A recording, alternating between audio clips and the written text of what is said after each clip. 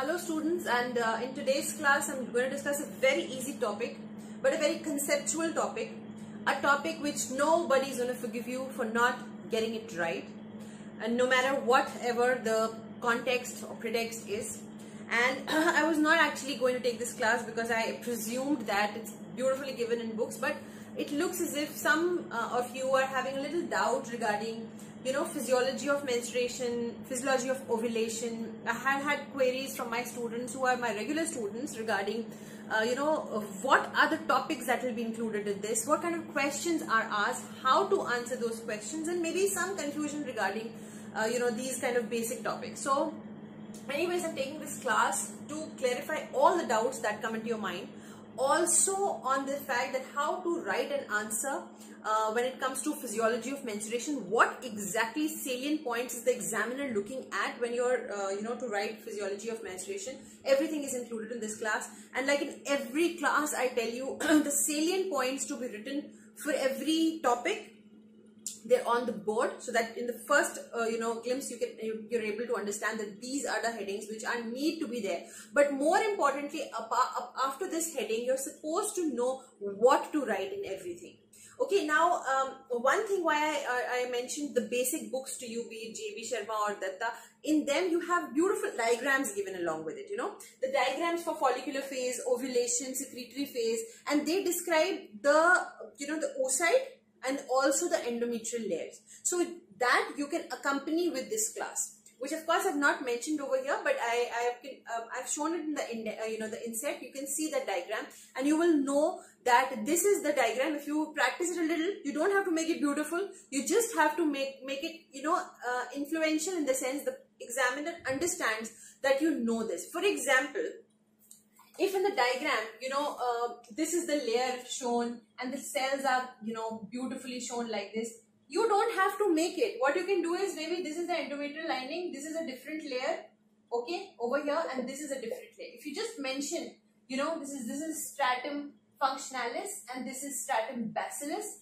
I think that will just do your job. This is what I want to tell you.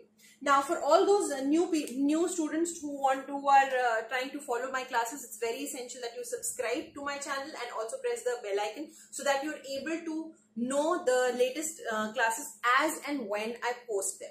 Also, I have my Facebook page, so you can go and study not just my my lectures. My notes are also intermittently posted over there, and anything new that I make for my classes, plus the details that you've asked me. Every new student who comes asks the details again to me, so everything is already posted on the Facebook page. Let's not waste any further time and try to get to the point of physiology of menstruation. What exactly is there in physiology of menstruation? First and foremost, you need to know the HPO axis. Very simple: hypothalamo pituitary ovarian axis. Second thing that you're supposed to write in the answer is the complex interplay of positive and negative feedback mechanisms of the hormones on the target organ. This results into the different mechanics involved in the menstruation cycle, and the same goes for the physiology of ovulation as well, and fertilization, of course, but that is a different topic. Maybe I'll take a class on that separately, but right now it's about HPO axis. Let me first describe you what exactly happens. It's just a brief recapitulation. Hypothalamus secretes gonadotropin releasing hormone. Very elaborate, very specific.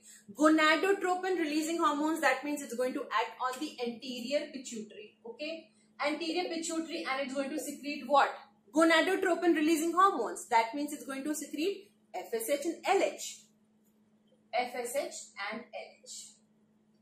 Okay, this FSH and LH are going to act on the ovary for the production of estrogen, progesterone, and for the conversion of androstenedione to testosterone, and then finally to estrogen, which we'll discuss later. What I'm trying to tell you in a brief nutshell is that over here, first of all, when you're describing about the hypothalamic pituitary ovarian axis, this is the basic you should know. And of course, you all know, because it's a very basic concept. So hypothalamus secretes gonadotropin releasing hormone, which goes and acts on anterior pituitary, which makes release FSH and LH. and this finally acts on ovary to release these hormones. Now, it's all about the quantity of these hormones circulating in the bloodstream that finally decides as to either shut down the further release or to increase the release of the originally circulating hormone, because of which there is ovulation and because of which there is menstruation. How? That will come up in the next segment.